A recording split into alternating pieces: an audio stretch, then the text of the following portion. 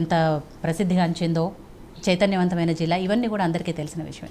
But రాజకీయాల దగ్గరకు వచ్చేటప్పటికి ఆ నియోజకవర్గం ఏర్పడిన తర్వాత, పార్లమెంటు నియోజకవర్గం ఏర్పడిన తర్వాత రాజకీయంగా పరిస్థితులు ఎలా మారుకుంటూ వచ్చాయి, ఇప్పుడు ప్రస్తుతం పరిస్థితి ఎలా ఉండబోతుంది? ఒకసారి వరంగల్ ఓవరాల్ చరిత్ర ఒకసారి మాట్లాడుకుంటే తర్వాత పార్టీలతో మాట్లాడదాం. ఇప్పుడు Warangal MP constitution point of వ్యూలో మాట్లాడుతుంటే, ఈ వరంగల్ ఎంపీ కాన్స్టిట్యూషన్లో 7 అసెంబ్లీ నియోజకవర్గాలు ఉన్నాయి.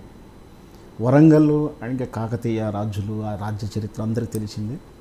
ఈ తెలంగాణ ఉనికిని చెప్పినా, సంస్కృతి చెప్పినా, ఏ రకంగా చెప్పినా వరంగల్ ప్రస్తావన, వరంగల్ ప్రజల జీవన మమేకం లేనిది ఏమి చెప్పలేము. తెలంగాణ కాదు, తెలంగాణ అటు నుంచి అంటే మరాఠా నుంచి అటు తీసుకున్నా, ఇటు తీసుకున్నా, ఎక్కడ తీసుకున్నా, పాత తెలంగాణ తీసుకున్నా, వరంగల్ ప్రాంత ప్రజల యొక్క పాత్ర ఏదైనా ఉంది అంటే పోరాట విషయంలో ఉంది, సంస్కృతిని సాంప్రదాయాలను ఎండార్స్ చేసిన విషయంలో ఉంది. ఏ రకంగా చూసినా ఈ రోజు కూడా చాలా దిక్కులు ఇప్పుడు కొత్త తెలంగాణ చరిత్రకారులు తోముతున్నా కూడా రకరకాలైనటువంటి ఎప్పుడు ఆదిమానవ కాలం నుంచి ఇక్కడ జీవన విధానం ఉందని చెప్తుంది.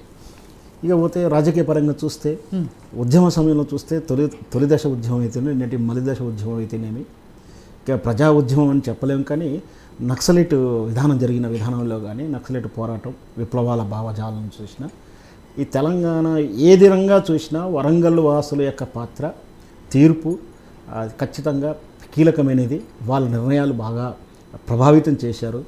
నిన్నటి ఎన్నికల నేపథ్యంలో చూసినా, రాజకీయ ఎన్నికలు, ఓటు సరిలో చూసినా, నిన్నటి అసెంబ్లీ విషయంలో చూస్తే వాస్తవానికి తెలంగాణ ఉద్యమానికి కరీంనగర్ జిల్లా దాంతోపాటు సరిసమానంగానే వరంగల్ జిల్లా ఉంటుంది. ఉద్యమకారుల విషయంలో తీసుకున్నా, నాయకులు తీసుకున్నా, పాట ఆట కళాకారులు ఏది తీసుకున్నా కూడా దాని ప్రత్యేకత ఉంది. అలాంటి 2023 డిసెంబర్లో జరిగినటువంటి ఎన్నికల్లో తెలంగాణ ఉద్యమానికి, తెలంగాణ ఎండార్స్గా తీసుకున్నటువంటి బీఆర్ఎస్ పార్టీకి వ్యతిరేకంగా ఎక్కువ సీట్లు కాంగ్రెస్కే వచ్చినాయి. సో అంటే ఇక్కడ వాళ్ళు తెలంగాణ అస్తిత్వాన్ని, తెలంగాణ ఎంత ఎండార్స్ చేసుకున్నా మార్పును కోరుకున్నారు ప్రజలు. అక్కడ మార్పు ఎందుకు కోరుకున్నారు, నిజంగా కోరుకున్నారా, అవన్నీ కారణాలు వెళ్ళి ఆ డిస్కషన్ కూడా అవసరం లేదు. ఇప్పటికి కూడా రేపటి 24 భారతదేశం యొక్క స్వరూపాన్ని మార్చేటువంటి ఎన్నికలను భావిస్తున్నాం. ఎందుకంటే వాళ్ళు ఏదో టార్గెటెడ్గా ఉన్నారు. అంటే 400 పైగా వస్తే మీరు రాజ్యాంగాన్ని మారుస్తామని స్పష్టంగా వాళ్ళు నాయకులు చెప్పకుండా వాళ్ళ లక్షణాలు కానీ, వాళ్ళ వాట్సాప్ యూనివర్సిటీ వ్యాసాలు కానీ చూస్తే చాలా రకాలైన ఎజెండాతో పనిచేస్తున్నారు. నిర్ణయాత్మకంగాను వాళ్ళు మరి అది మంచి జరుగుతుందా, చెడు జరుగుతుందా తర్వాత చెప్పాల్సింది మనం ముందుగా చెప్పాల్సిన అవసరం లేదు.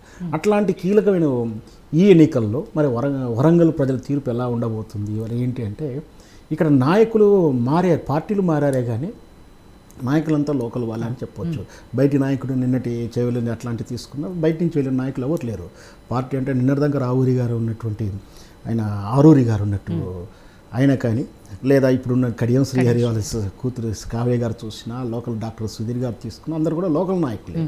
సో నాయకులు ప్రజల్లోంచి మమేకమైన నాయకులు వీళ్ళ కొత్తగా తయారై వచ్చిన వాళ్ళు ఏం కాదు. కాకపోతే కడియం శ్రీహరి గారి కూతురు కావ్య రాజకీయంగా కొంచెం వీళ్ళకన్నా వెనకబడి ఉన్నప్పటికీ ఆమె రాజకీయ కుటుంబం నుంచి వచ్చిన ఆమె మొదటి నుంచి కూడా గత ఎన్నికల్లో కానీ, అంతకుముందు ఎన్నికల్లో కానీ టికెట్ ఆశిస్తూనే కొంచెం తన పరిధుల వరకు ఏదో ప్రజలతో మమేకంతో ఉన్నట్టుంది. ఇప్పుడు ప్రజలు ఎటువైపు ఉంటున్నారు అంటే, తెలంగాణ ప్రజల్లో వరంగల్ ప్రజల తీర్పు విచిత్రంగానే ఉంటుంది, కీలకంగానే ఉంటుంది. వాళ్ళు ఇప్పుడు దేశవ్యాప్తంగా జరుగుతున్నటువంటి ఒక మాన్య అయితే మోడీ మాన్య ఉంది.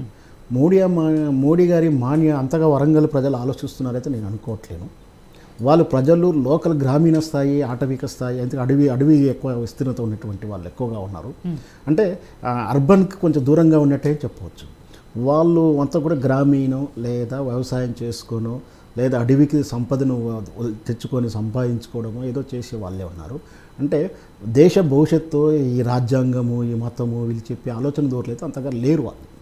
వాళ్ళ బతుకును మార్చేవాళ్ళు, వాళ్ళకి ఇకనైనా మార్పు అంటే అందుకనే మార్పు కోరుకొని వాటి నిర్ణయం తీసుకున్నారు. తెలంగాణ భావాన్ని కూడా పక్కకు పెట్టుకున్నారు. సో ఇప్పుడు కూడా అదే విధానంగా వాళ్ళకు మంచి జరుగుతుందన్న వైపే ఉంటారని ఆశిస్తున్నాను. రైట్. సో రియాజ్ గారు, కాంగ్రెస్ పార్టీ నుంచి ఎంపీ అభ్యర్థిగా కడియం శ్రీహరి గారి వాళ్ళ అమ్మాయి కడియం కావ్య గారికి కాంగ్రెస్ పార్టీ టికెట్ ఇచ్చింది. సరే, ఆవిడ ఫస్ట్ టైం ఎంపీగా పోటీ చేస్తున్నప్పటికీ వాళ్ళ నాన్నగారి అనుభవం ఉంది. అండ్ జిల్లాలో కూడా ఈసారి కాంగ్రెస్ పార్టీకి సంబంధించిన 7 అసెంబ్లీ దాంట్లో కూడా కాంగ్రెస్ పార్టీకి సంబంధించిన ఎమ్మెల్యేలు ఎక్కువ మంది ఉన్నారు కాబట్టి